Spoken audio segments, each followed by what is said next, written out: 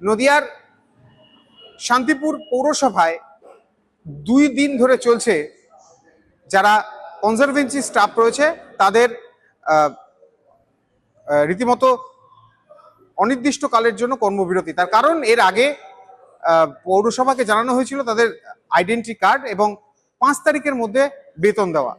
সেই সময় অতিক্রান্ত হয়েছে, এখনো পর্যন্ত বেতন পাননি এবং আইডেন্টি কার্ডও পায়নি।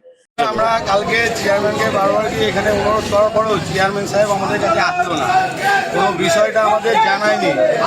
এবার আমাদের আন্দোলনটা এবার আমরা এভাবেই চালিয়ে যাবো যতদিন না আমাদের বেতন বৃদ্ধি হচ্ছে।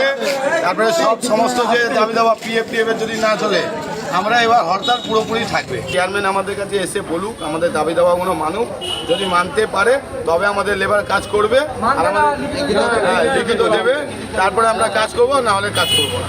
গতকাল তারা আগুন জ্বালিয়ে বিক্ষোভ দেখালেও রীতিমতো আজকেও কর্মবিরতি রেখেছেন তারা এবং তারা চাইছেন যত দ্রুত সম্ভব পৌরসভা এই বিষয়ে ব্যবস্থা নিক।